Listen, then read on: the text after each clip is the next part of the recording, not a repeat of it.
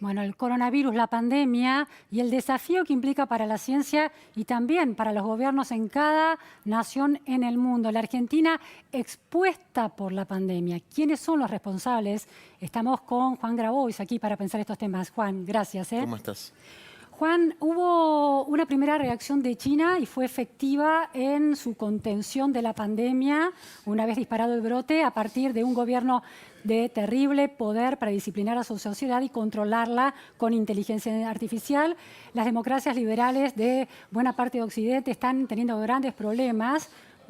Francia, Italia, España, Gran Bretaña, Estados Unidos, para contener la pandemia, y el desafío en América Latina, el continente más desigual, en esa brecha entre pobres y ricos, tiene otros desafíos. Por ejemplo, el hacinamiento de los barrios, de los sectores vulnerables. La estrategia de cuarentena comunitaria, de cuarentena barrial, ¿está dando resultado positivo? Yo creo que en muchos aspectos sí. Haber comprendido que quédate en tu casa es una consigna que no todo el mundo puede cumplir, sobre todo si uno vive en una casita muy chiquita, en un barrio con mucha población, donde el living de la casa es el pasillo del barrio, la plaza. Es una consigna de cumplimiento imposible para mucha gente. Sí, sí, sin duda. Desde luego para el que no tiene casa, pero para el que la tiene de una manera muy precaria también.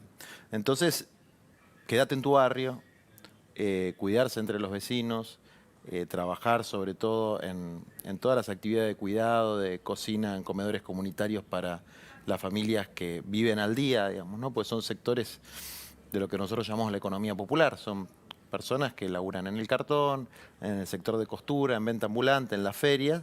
Todos esos compañeros y compañeras nuestros no tienen un sueldo fijo mensual y por lo tanto, si no tienen ese ingreso y no reciben una IFE, no reciben alguna asistencia del Estado, tienen problemas alimentarios. Por eso se expandió tanto el trabajo de los comedores. Ahora, está claro que hay una condición muy desafiante en términos de qué se puede hacer para contener un virus que demanda estar encerrados en nuestras casas cuando nuestras casas nos expulsan.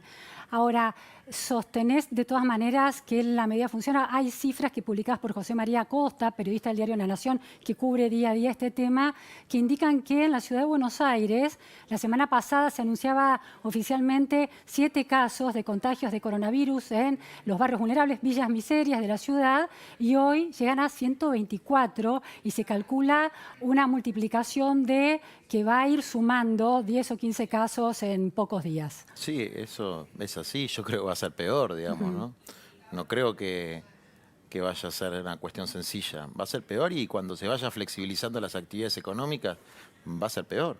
Cuando la gente vuelva a trabajar en la construcción o empleada de casa de familia, bueno, se va a poner peor. Entonces, desde luego que es un problema. Yo creo que hasta este momento se hizo lo que se pudo en las condiciones reales en las que estamos y creo que hay que plantearse las condiciones reales en las que estamos, las estructurales, porque después puede venir el COVID-20, Claro. ¿no? Y hay que estar preparado para eso y hay que volver a pensar, yo creo que muchas cosas en la Argentina. Yo vengo hoy, estuve en Cañuelas y en San Vicente, ¿no?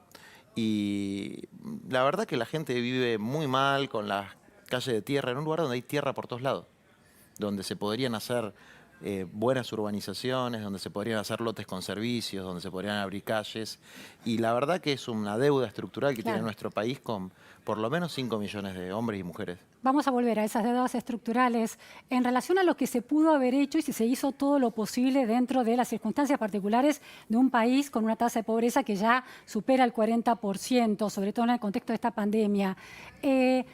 Hay quienes siguen cuestionando que hubo una oportunidad perdida en Argentina, que el gobierno dejó pasar y que fue cerrar las fronteras, cerrar Ezeiza mucho más tempranamente, porque claramente en un inicio los casos iban a ser importados. Se produjo una lectura un poco de clasismo de pandemia, hablando de los chetos que habían viajado y traían el coronavirus. Pero la realidad es que los viajeros internacionales, no importa su condición social, eran los portadores de coronavirus eventualmente que llegaban a la Argentina. Si el gobierno hubiera actuado y cerrado de una manera más temprana y contundente, y no la firma de estos formularios, ¿se habría protegido mejor a la población vulnerable a donde están llegando ahora los casos de coronavirus? Mira, la verdad, yo no lo sé. Sí creo que hay un componente de clase que hay que tener en cuenta. Hay un 20% de la población mundial que puede viajar en avión.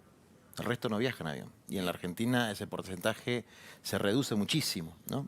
Entonces, en una situación de este tipo hay responsabilidades conjuntas, pero hay sectores que tienen una responsabilidad mayor. Hay conjuntas pero diferenciadas. Entonces, hay que hacer una reflexión también a los sectores de mayor poder adquisitivo, con a veces sus caprichos y su falta de respeto a la autoridad pública que después le reclaman a otros, bueno, revisar esa conducta. En cuanto a las medidas que tomó el gobierno, yo tengo un solo parámetro para compararla, que es el resto de América Latina. Y la comparación que yo hago con el resto de América Latina es que las medidas que tomó nuestro gobierno están bien orientadas, fueron bien orientadas. Puede ser que se haya demorado el inicio, la verdad que no conozco bien ese periodo de tiempo, esa ventana de tiempo, pero creo que en muchos aspectos las medidas fueron buenas, la cuarentena estuvo bien planteada, las medidas socioeconómicas fueron acertadas, y después tengo un montón de críticas sobre temas de la implementación de cuestiones vinculadas a la política alimentaria, el escándalo este que hubo con la estafa de los sobreprecios, que es una estafa a los pobres. Ahora, Todavía Juan, la entrega de comida no se regularizó, la entrega de comida seca no se regularizó, sobre todo en el interior del país, que la gente le está pasando muy mal. Somos muy porteñocéntricos, pero en el Chaco, en Salta, bueno, hay una situación muy, muy jorobada. Ahora, Juan, en relación a esto que señalabas del componente de clase, eso es un análisis descriptivo de cómo funciona un mundo actual y de dónde surgen los ingresos para sostener distintos bienes y servicios esenciales. Quiero decir, el turismo es una fuente de ingresos clave para la Argentina, tanto el turismo receptor como el emisor para los distintos sectores del turismo. Culpabilizar al turismo no es en realidad, de alguna manera, estar escupiendo para arriba en la obtención de impuestos a partir de esa actividad. No se trata de culpabilizar, se trata, como bien dijiste, de describir la realidad, digamos, ¿no? Vivimos en una sociedad muy desigual, donde algunos tienen privilegios y otros no tienen derechos elementales. Y esa desigualdad hay que ponerla sobre el tapete. Y los sectores que mayores posibilidades tuvieron en la vida, los que mayores ingresos tienen, son los que tienen que dar el ejemplo con una conducta responsable. Y a veces a los sectores medios altos, ¿no? Sector social del que yo provengo de origen, les cuesta mucho asumir la responsabilidad y les gusta mucho señalar con el dedo al otro. Pero no pueden hacer una autocrítica de sus propias prácticas y de su propia irresponsabilidad a la hora de cuidarse y cuidar a los demás. Pero le atribuís más responsabilidad a los ciudadanos comunes que al gobierno, que no fijó una política clara de cierre de fronteras y de cuarentenas de aquellos que llegaban de Italia, ya cuando se dieron casos en Italia, seguían las fronteras abiertas, o de China vía otros destinos y otros aeropuertos. No, me parece más interesante señalar esta responsabilidad porque el gobierno la señalás muy bien vos, digamos. Entonces, para poner las dos cosas sobre la mesa y que se pueda debatir y que se pueda entender, porque también es muy fácil siempre cargar las tintas sobre el gobierno. Cuando estaba el gobierno anterior, que es un gobierno que a mí me pareció lamentable desde todo punto de vista, sobre todo desde el punto de vista económico, yo me acuerdo que yo planteaba, no hay que pensar a Macri como un enemigo de nadie. Hay que pensar a Macri como la expresión de una estructura social muy injusta, donde, insisto, hay algunos que tienen muchos privilegios y les cuesta ceder un poquito de esos privilegios, en todos los sentidos. Y hay muchos que sufren la ausencia absoluta de derechos. ¿Eso es culpa del gobierno? ¿De los gobiernos que han pasado? ¿O es una responsabilidad conjunta de la sociedad? Porque echarle la culpa al gobierno es muy fácil. Lo difícil es meter uno la mano en el bolsillo y decir, tal vez tengo que pagar un poquito más de impuestos. O echarle la culpa al gobierno es muy fácil, pero tampoco es tan fácil por ahí que un empresario no presione y no haga lobby para que rápidamente sus empleados vuelvan a trabajar en la empresa, como está sucediendo actualmente. Hay varias cuestiones interesantes en eso que planteas, Juan. ¿Crees que esta pandemia expone por igual a la clase política en general porque revela problemas estructurales nunca resueltos? ¿O expone particularmente al peronismo porque, por ejemplo, en el conurbano bonaerense golpeado por las cifras de pobreza de manera muy contundente y la falta de estructura sanitaria, de salud durante décadas, bueno, el peronismo ha estado 28 años gobernando? Sí, yo creo que hay un problema estructural en América Latina y en todo el mundo, digamos, ¿no? Uno puede mirar Chile también, que es un país gobernado por los mejores alumnos del neoliberalismo, y hay unos niveles de desigualdad pasmosos, y el año pasado, bueno, este mismo año casi se prende fuego el país por esos niveles de desigualdad. Uno puede mirar Brasil, que está gobernado por sectores de derecha reaccionaria, y ve un gobierno absolutamente irresponsable con la salud y la vida de las personas. Entonces yo creo que hay una degradación de la superestructura política y de la sociedad en su conjunto, incluyendo, por supuesto, el periodismo, el sector empresario, que tiene esta idea de buscar chivos expiatorios constantemente. Y yo no estoy de acuerdo con eso. Yo creo que hay que revisar la forma en que vivimos, la civilización en la que estamos, vivir hacinados en 3 ciudades, ¿no? Capital y el conurbano, Córdoba, Rosario, y que todo el extenso territorio que tenemos se utilice para el monocultivo, el desmonte de tierra, no proteger la naturaleza. Bueno, esos son problemas Ahora, que... ese monocultivo que tiene que ver con la actividad agropecuaria es la fuente de ingresos claves para las arcas del gobierno, que cada gobierno toca, cada gobierno sube, aunque prometa lo contrario, ¿no? Mira, es Y una se de las, destina es en una de las parte a fuentes. la ¿Vos ayuda sabés- social de los sectores ¿Vos sabés cuál es la vulnerables. principal fuente de recaudación? A ver, ¿Sabés? no, no sé, a qué te referís? La principal fuente de recaudación positiva en la Argentina. No, decímelo vos. El El IVA. impuesto. Y claro, Claro, sí, sí. eso lo paga Sí, sí. la mamá de un Impuesto cartonero muy regresivo, sí. cuando va a comprar un sachet de leche, digamos, ¿no? Entonces, el mito de que la seguridad social la paga la producción monocultivo es un mito, digamos, ¿no? Tiene una parte considerable, un mito, digamos, ¿no? Tiene una parte considerable, importante, como en muchos otros lugares del mundo. ¿Estarías dispuesto entonces a que se bajen las retenciones al campo para que esa actividad esté más pujante y No, de pueda ninguna emplear manera. a más gente? No, primero es una actividad que tiene bajísimos niveles de empleabilidad. Emplea muy, muy poca gente.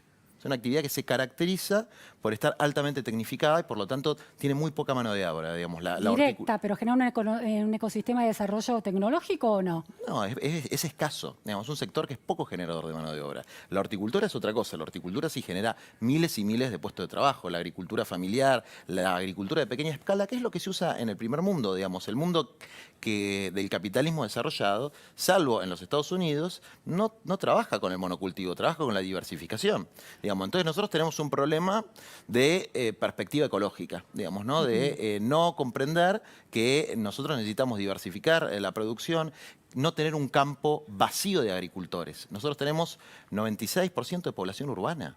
Una barbaridad eso. Entonces, nosotros podríamos utilizar nuestro territorio de una manera que sea mucho más provechosa para el conjunto de los argentinos, y eso no es ni culpa del peronismo, ni culpa del radicalismo, ni culpa del macrismo, es culpa de una degradación general de nuestra sociedad, de la que creo que no se salva prácticamente nadie, me incluyo, y que esperemos que las nuevas generaciones nos superen. Alejandro, te convido en esta conversación. Acá lo que plantea Juan, que es un problema estructural de la clase política y la clase dirigente y de la sociedad a la hora de encontrarle la vuelta a grandes problemas. ¿Crees que hay un problema de meritocracia cognitiva que no está ocupando el Estado y que cuando lo ocupa no lo entiende y no entiende las necesidades de la gente? Es una pregunta muy compleja y muy amplia, Luciana. Yo en principio diría... me parece que tenemos que poner en cuestión, como se está haciendo en ámbitos académicos muy consistentes, la idea de la meritocracia. Yo no digo que no haya méritos individuales, pero hay un economista mainstream, un economista que fue economista del Banco Mundial, no de la Fundación Rosa Luxemburgo, que mostró con estudios muy consistentes cómo del éxito vital de una persona, solo el 20% depende de su esfuerzo. El 50% depende del lugar en el que nació y el 30% depende de la clase social a la que pertenece. Es decir, la idea de que el mérito es el que produce resultados es una idea... Hay algunos libros recientes de la Academia Norteamericana y de la Academia, insisto, mainstream, no contestataria, que ponen muy en cuestión la idea de que el mérito es lo que explica los resultados. Yo creo que tenemos que tratar de entender los resultados como producto de la acción colectiva, de la organización institucional, de los sistemas de incentivos y de los modelos intelectuales, políticos y de valores en los que nos desempeñamos.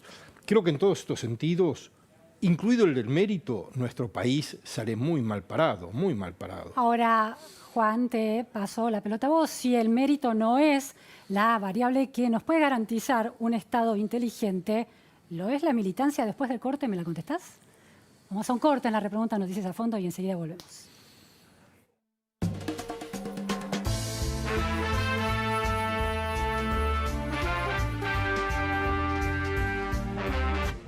Invertir en Super Plazo Fijo UVA precancelable de Santander es tu mejor manera de ahorrar. Hacelo ahora por Online Banking. Invertir es simple. Para más información y condiciones, consulta en santander.com.ar. Santander, queremos ayudarte. Hoy, Mauricio Dayub recibe a Hablemos de otra cosa, de los teatros llenos al aislamiento en cuarentena. Algunas mañanas me hago solo para mí el espectáculo en la terraza. El presente online y cómo será la nueva normalidad para el teatro. Que hay algo de lo que hacemos que necesita la devolución. No te lo pierdas, con Pablo Sirven, por La Nación Más. Ahora más que nunca, donar ayuda. Estas son las organizaciones a las que podés ayudar para fortalecer la atención sanitaria y para que las personas y familias más vulnerables puedan quedarse en sus casas como vos. Es hora de ayudar. Hacé tu donación. Todos necesitamos de todos. Al final del día, ellos siempre encuentran algo para sacarte una sonrisa. Información, algo no salió bien, noticias del mundo y el mejor equipo. Acá estamos de living a living. Lo que el día se llevó. En La Nación Más, periodismo de calidad. Con Naranja podés gestionar tu cuenta y pagar tu resumen por medios online sin moverte de tu casa. Es muy fácil. Conocé el paso a paso en nuestras redes. También, para cuidarnos entre todos, atendemos solo con turno en nuestras sucursales. Más información en naranja.com. La Nación presenta Historias Maestras, un programa especial sobre maestros argentinos que día tras día dejan su corazón en el aula para lograr un presente y un futuro mejor para sus alumnos. Si hay algo clave en el proyecto de Fisimática, es el profesor. Se toma el tiempo de si te va bajoneado, va y te pregunta qué te pasa. Claudia es todo para mí, es como mi segunda mamá. Déjate emocionar por estas historias de maestros argentinos que se animaron a innovar y lograron cambios profundos en su escuela y en la vida de miles de niños. La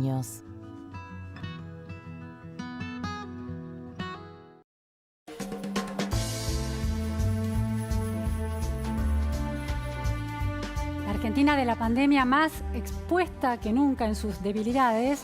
Estamos con Alejandro Katz y con Juan Grabois analizando este tema. Juan, te había planteado la pregunta, si la meritocracia ya, ofrece dudas a la hora de administrar la complejidad del estadio, de las necesidades de la gente. La militancia alineada, la militancia que se piensa como soldado de un político, ¿es la mejor fórmula para llevar un Estado inteligente adelante? Bueno, a ver, empecemos por la meritocracia. Coincido con lo que dijo Alejandro. Me parece que en la Argentina doblemente, ¿no? Los meritócratas argentinos son todos herederos. No, yo no les voy a inventar nada. Los cultores de la meritocracia no tienen mucho mérito. El presidente Mauricio Macri es el hijo de Franco Macri. No es que inventó la rueda, ¿no? Entonces... Alguien te podría decir que siempre hay alguien que ayuda a alguien y que el presidente Alberto Fernández, a pesar de tener una carrera política, llega a ser candidato porque hay alguien, un contacto de primer nivel, la vicepresidenta actual, Cristina Fernández de Kirchner, le abre el camino para hacerlo. Coincido absolutamente con eso, pero no, digamos... Cuando se plantea el ideal de éxito, ¿no? Una persona exitosa, y tenemos a Mauricio Macri, y uno dice, pero es el hijo de Franco Macri. Y esos son los que enseñan la meritocracia en la Argentina. No, puede ser Carla Bisotti, por ejemplo, la secretaria de Acceso a la Salud, una científica que ocupa una posición de decisión importantísima. Eso podría ser, pero digo, el sistema meritocrático de la Argentina, los que lo fomentan en general son hijos de. Digamos, en general son hijos de. Es decir, el self-made man americano o norteamericano acá no existió. Y el farmer americano acá no existió. Acá las grandes extensiones de tierra y las familias meritocráticas se fundaron sobre masacres, sobre sangre y, como decía Jauretche, una oligarquía con olor a bosta, digamos, ¿no? Esos son los meritócratas que tenemos nosotros, ¿no? Rentistas y hijos de la patria contratista en general, que tenían bastante buenos vínculos. ¿La clase media forzada que estudia en las universidades públicas no es una clase meritocrática? Pero si fuera meritocrática, Algo que es crático quiere decir que gobierna, ¿no? Si los que tienen mérito gobernaran, o si los que tienen mérito fueran hegemónicos, bueno, no pasarían las cosas que pasan. Digamos, eso yo no tengo ninguna duda. Digamos que ahora hay que ver cómo se mide el mérito. Por ejemplo, ¿cómo me dice el mérito de la compañera que yo fui hoy a ver, que estaba con una olla popular y que con 2 cebollas y 1 kilo de arroz le daba de comer a todo el barrio? Enorme mérito. Enorme mérito. Y esa compañera vive en una casilla de chapa y encima se tiene que bancar que muchos de los que leen este diario, ven este programa, le digan planera, digamos, porque cobra 8.500 pesos por mes. Y esa mujer está todos los días trabajando heroicamente sin que nadie le aplaude. Entonces, hay un problema con qué se considera mérito y qué se considera dimérito. Después, sobre la militancia vertical, organizada marcialmente, en la Argentina no existe, por suerte, gracias a Dios. Digamos, ¿no? La cámpora no lo es, pero en de relación ninguna al proyecto manera político no. de ciertos sectores del frente de No, todos. mira, primero, un soldado tiene armas, ¿no? Acá no hay grupos. Bueno, el lenguaje bélico es un lenguaje que a la cámpora le gusta usar, ¿no? No, mira, yo no soy de la Somos cámpora. soldados de Cristina, esta pero idea. eso es una frase que se usa en general en todos los campos políticos, pero yo no veo que exista niveles Soldados de de disciplina. Alfonsín nunca escuché. Bueno, déjame pensar alguna, pero puede ser. El soldado de Alfonsín puede ser. Deben tener otros cantos, ¿no? Tienen marchas también, tienen símbolos, tienen banderas, es decir, tiene que ver con la mística de cada sector, ¿no? Entonces, si eso le genera mística a un grupo de personas, yo no le veo nada cuestionable. Si, en la medida que no sean soldados reales con armas, digamos, ¿no? Es una forma de militar que no es la mía. Digamos, yo nunca participé de la cámpora. Sí conozco gente muy buena y muy honesta, como Fernanda Raberta, por ejemplo, la actual titular del ANSES, que es una persona de una sensibilidad enorme, una mujer muy meritoria, con una inteligencia altísima y además que ha sufrido muchísimo en su vida, con su familia perseguida por la dictadura y que ha logrado construir una personalidad de paz, de amor y democrática, como pocas, digamos, ¿no? Entonces, yo lo valoro mucho. Ahora, yo no soy de la cámpora, no comparto un montón de cosas con los dirigentes de la cámpora, con algunos otros miembros de la cámpora, pero los respeto tanto como respeté a la coordinadora radical de Alfonsina, y me vino un poquito, que tampoco eran nenes de pecho, digamos, ¿no? El Coti Cilia, ¿lo ubicás? Sí. El Coti Cilia, ¿no? Coti Cilia, Interior, sí. Barrio Nuevo, bueno, esos eran también de Alfonsín. Entonces, yo no creo que estén los puros y santos y los réprobos pecadores. No creo que estén los gronchos choriplaneros y los chetos imbéciles, digamos. Creo que estos extremos que se generan tienden a reducir la capacidad intelectual del conjunto de la población. Juan, te planteo un último tema que tiene que ver con la coyuntura de esta semana, la liberación de presos y el reclamo de víctimas, de muchos de esos presos, de tomar medidas más racionales. ¿La defensa de las víctimas y la contemplación del derecho de las víctimas es considerado derecho en Argentina? Mira, yo creo que hay mucha hipocresía y demagogia que se hace con esto. Se montaron todos los políticos, Todos los políticos se montaron a esto. Así como te digo, ¿no puede haber un camino intermedio entre liberar violadores y autores de crímenes de lesa humanidad y hacer una política razonable como hizo Inglaterra, como hizo el propio Estados Unidos, varios estados de Estados Unidos, de contención del problema en las cárceles que incluye domiciliarias para personas con delitos leves? ¿No se puede hacer una cosa así? ¿Está mal eso?